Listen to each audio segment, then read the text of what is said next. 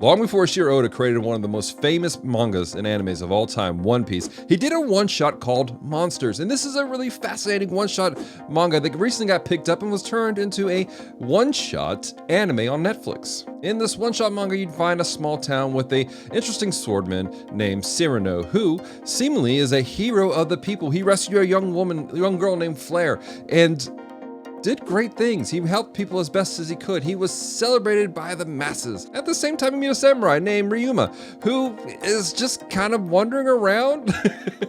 And in the midst of the story, you discover that this town is about to be plagued, not by one monster, but by 3 monsters. But what is interesting is the weapon of choice of 2 of those monsters. Today on Geek Devotions, we're going to talk about what that weapon is and how we can avoid that very same weapon that other monsters use against us.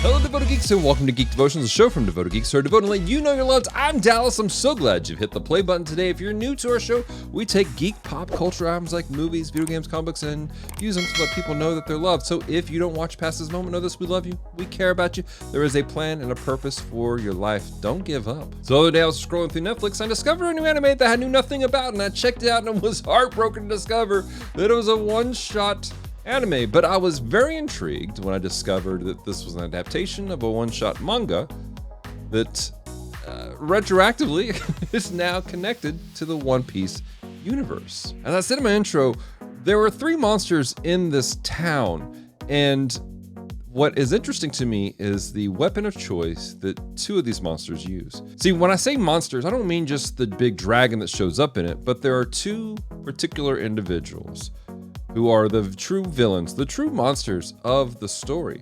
One is the guy, the hero that's celebrated, named Cyrano. Another is kind of a lackey named DR. I'm not really sure what DR stands for, but maybe it just means dumb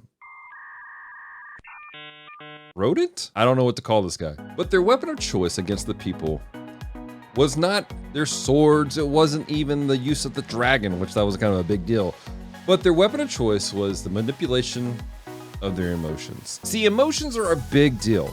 They can guide and lead you to all kinds of things, to a lot of happiness and to a lot of destruction. And what is happening in this manga and in the anime are these 2 guys are using people's emotions against them. For the main character, Ryuma, the actual hero of the story, they use his pride against him. For Flare, they use her gratitude and they use her fear of things taking place to control her and to control the people. They used people's fears a lot in this particular story. They manipulate people's emotions to get what they wanted, to gain in a certain way. And I'm trying not to spoil it for you guys who watch it. And also, by the way, if you want to read it, there will be a link in the description down below so you guys can actually watch or read the actual manga for free and legally online. In life, unfortunately, there are some real life monsters who like to manipulate people using their emotions. And it's a terrible and horrendous thing. And today I kind of want to talk about just briefly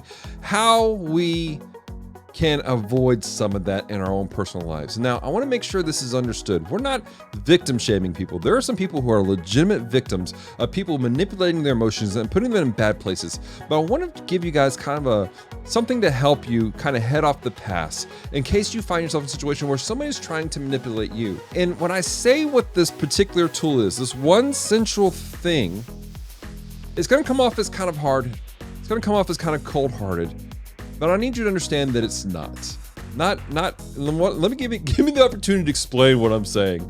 And that one key that could have helped save this entire village, and that one key that can help you is the word self-control. Now, I know you hear the word self-control and you think automatically negative things like, you're doing something wrong. You can't help if somebody's attacking you and using your emotions and pumping you up. I totally get that. I totally understand that. But there is a level of self-control that we have to get. See, there's this old proverb. It's in Proverbs chapter 25, verse 20. It says this: a man without self-control is like a city broken into and left without walls. And what this is saying is that when you have no self-control, you allow everything in the world to invade into your life, to ransack you and to guide you and take over whatever you have in your life.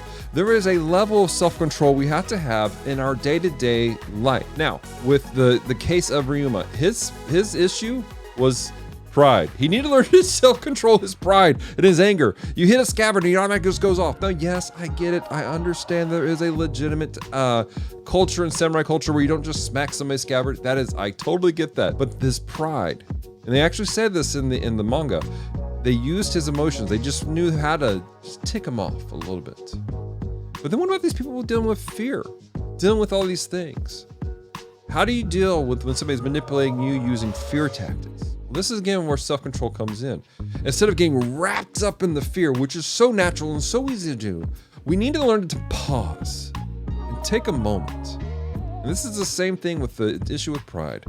So getting wrapped up in our pride, getting wrapped up with fear, getting wrapped up in all these other emotions, pause and ask ourselves, what's really in front of us?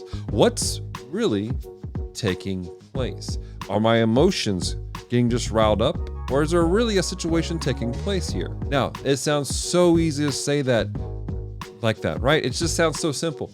This is a discipline we have to learn, that we have to practice and put into place. It will take time. It will take effort to do this. One quick and easy step is that when you find yourself in a situation, remove yourself from the emotions of it. When somebody's coming at you left and right with all kinds of stuff, go, hey, look, I'm going to take a moment to breathe and step away from the situation. At the same time, another quick and easy thing that you can do, number 2, is have community around you. Have people who love you, who care about you, who know how you respond to things, who you will give the permission to go, hey, you're starting to respond in a not great way. You're starting to overreact. You need to pause and step back for a second and really look at what's going on. Is it really the situation in front of you, or have your emotions amplified what's taking place? These are 2 very simple basic steps. Step away and have community to help you to recognize that you need to step away. With those 2 small things, it's not a 100% safeguard, but it is a wall.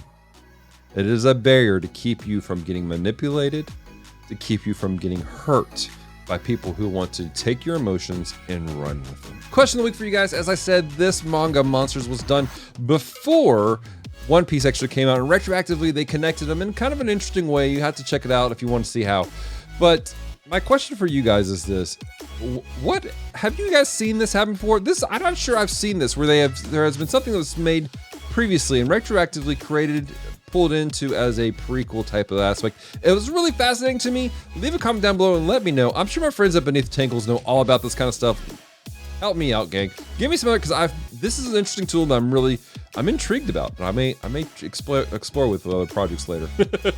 Hey, I wanted to let you guys know that we have all kinds of things coming down the pipeline here at Geek Devotions. We have articles and reviews coming down. We have some new episodes of our podcast, The Bottom Shelf, coming out. We're reworking on some stuff with the Gundam Watch. We Read Allegedly is about to drop some stuff. If you want to stay up to date with everything we have happening here at Geek Devotions, go to our website, geekdevotions.com, and check that out. Also, guys, we want to do live with you. We want to encourage you. Take part in our community. Check out our Discord. Check out our Facebook. Check out all those things, because that's where people are at.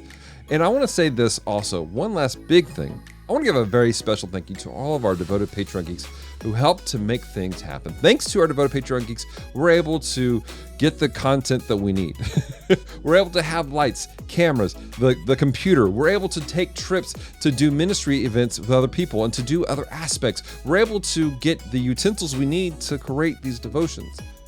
And we are so thankful to them. If you'd like to become a devoted Patreon geek and support what we do here at Geek Devotions, go to our website, geekdevotions.com, click on the support page, and check out our Patreon. Check out our PayPal. There are other options there for you guys to help support what we do here. I know we put a lot of emphasis on Patreon sometimes, and I want to say thank you. But for those of you who don't have the ability to do that, maybe you're in a financial situation and you can't support us financially, we totally understand that. But you know how you can help us? Hit the like button on this video, share this video, leave comments on this video, and take part in the community. Honestly, like that's the biggest thing you can do. I recently had a a weird conversation with some folks that were like, oh, we're going to do all this stuff to pump up our numbers, and it's all artificial. We don't want artificial. We want authentic. We want real. We want real people in our chat. We want real people with us on Monday nights when we're streaming video games. We want real people with us when we're doing these devotions and we're loving on people, encourage you, because that's what Geek Devotions is all about. Well, we love 10,000 followers, all that kind of stuff. Yeah. But we want it to be real because we love you. We genuinely care about you, because that is the purpose of Geek Devotions. So, ladies and gentlemen, until next time, stay devoted. Peace and love.